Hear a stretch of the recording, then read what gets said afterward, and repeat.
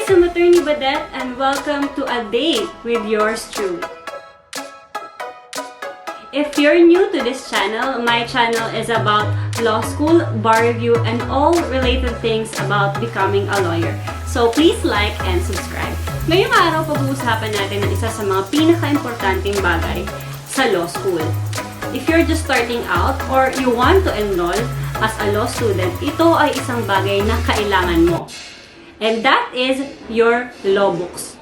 Ano nga ba ang mga subjects natin sa first year? At ano ang mga books or materials na dapat nating gamitin? Magkano nga ba ang mga libro ngayon? At what are the pros and cons on these materials? Ang mga books na i-recommend ko sa inyo today ay ang mga materials din na ginamit ko nung ako pa ay nag-aaral. And also books that my classmates and my fellow young lawyers have used. Let's start with the first subject, which is constitutional law. Well, constitutional law 1 speaks about the Philippine Constitution. Dalawa sa pinakasikat na authors ay si Sagani Cruz and Carlo Cruz and Father Joaquin Bernas. The constitutional law of Cruz is the one which is blue, and that costs 1,840 pesos.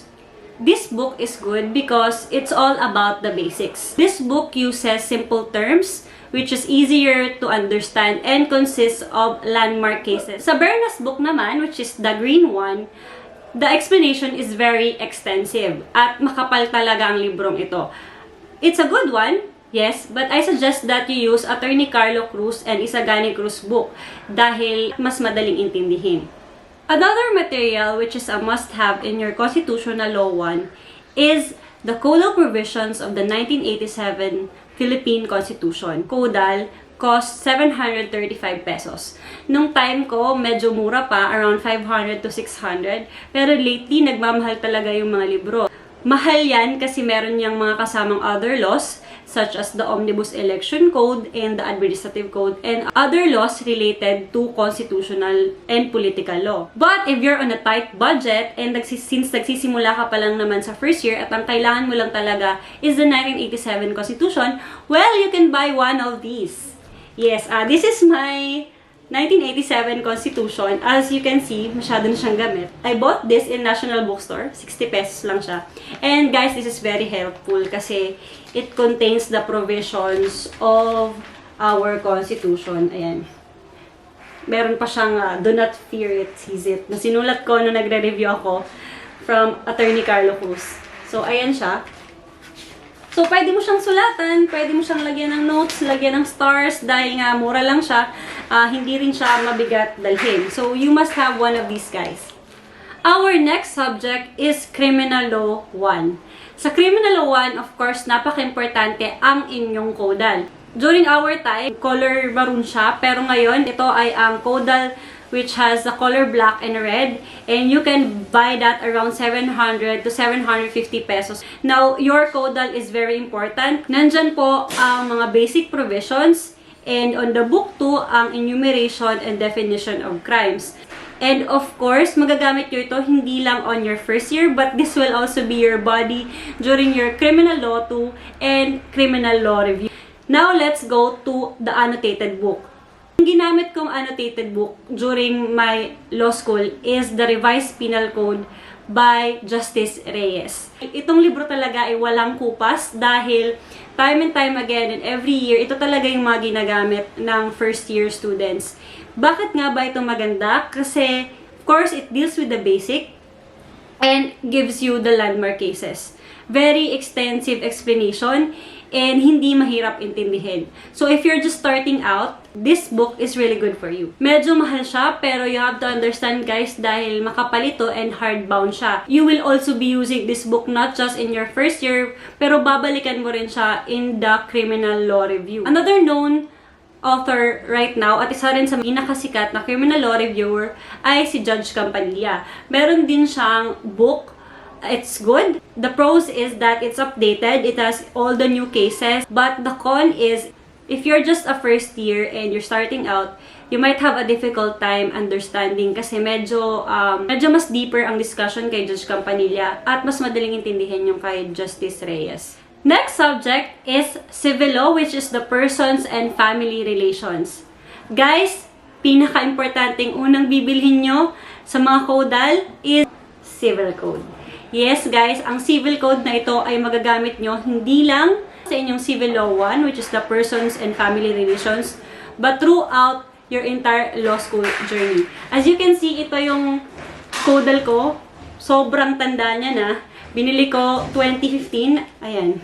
Ang dami na namin pinagdaanan, but this has been with me for around 7 years now. And your civil code will be your best friend. Kailangan nyo ito, guys. Kailangan nyo ito. This contains the family code and the provision. Let's go to the annotated books. Ano ba ang recommended annotated books for persons and family relations? When I was in law school, I used Paras. Paras is very basic, very simple explanation. One good book na I really recommend, guys, is the book of Rabuya, Attorney Elmer Rabuya. Attorney Elmer Rabuya has a book on persons and family relations, specifically on that subject. But I recommend na ang bilhin nyo na, guys, ay ang kanyang reviewer. You may say na hindi mo pa pwedeng gamitin yan dahil first year ka, but the reviewer is also very good. And it has 2 volumes, the volume 1 and volume 2. In volume 1, nandyan ang inyong persons and family relations. I have used this book during my bar review and it's really good because it is very simple and provides for the provisions. The book is also really good kasi magagamit mo siya hindi lang on your first year but on your succeeding years. Civil Law Review Volume 1 costs 1,535 pesos. And that's a good start kasi as I have said, magagamit mo po siya in your next years. Next subject is your Statutory Construction.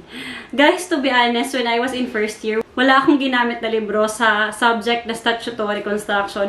Bakit? Kasi it was not really an important subject for me at that time. And hindi naman siya bar subject. Kumbaga, this will not be taken up in your bar examinations. And mahal kasi yung mga libro eh. So, I didn't have enough budget to buy for a book. At inisip ko, hindi ko na rin naman siya magagamit in the future kasi you will only take the subject once. So, hindi ako bumili ng libro Statutory Construction. Pero I'm not recommending, guys, na huwag kayong bumili. Kung meron lang naman kayong budget at your professor really requires it, then you have to buy. So, what is the best recommended book for Statutory Construction? I researched this online and one of the recommended authors for Statutory Construction subject is the Statutory Construction of Rolando Suarez. That costs 1,065 pesos.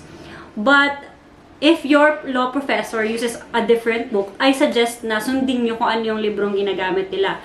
Because it will guide you sa discussion sa class. So, it will help you a lot if you will buy the book recommended by your professor. And the last subject for your first year is the legal research. Again, in this subject, during my first year, hindi ako bumili ng libro. Since mahal yung mga libro at feeling ko, hindi ko na rin naman magagamit ang book na yan, naghiram na lang ako sa library. Pero I researched on a recommended author on this subject and you can buy the book of Milagros Santos Ong, which costs 525 pesos. But again, I suggest that you use the book that your professor recommends kasi nandyan ang inyong mga discussion. Saan ba nabibili ang mga librong ito? There are 2 famous bookstores at yan ay pinatatagda ng panahon. That is your Rex Bookstore and Central Bookstore. Since pandemic ngayon, mahirap bumili ng personal or personal na pumunta sa mga outlet stores. And lucky enough for us, meron ng online stores ang mga bookstores na ito. Meron silang mga website where you can add to cart and check out and then you will have to pay of course your delivery. But at least hindi nyo na kailangang pumunta pa sa mga physical stores. I will give the link below para you can visit their websites. Since mahal ang mga libro at kung medyo tight budget kayo, I suggest na unahin yung bilhin yung mga libro para sa mga bar subject which is the constitutional law, criminal law, and the civil law. Dahil ito ay napaka-importante at magagamit nyo rin sa inyong mga review subjects. So that's it for today, guys. Those are the books that I have used during my law school. Guys, I'm not saying that these books are the best dahil maaaring meron din kayong preferred books at meron ding preferred books ang inyong professors. What matters most is that you read them. If you have questions and topics which you suggest to be discussed in this channel, please comment down below. Thank Thank you so much, guys, and I wish you good luck in your law school journey. You can do it, future attorneys.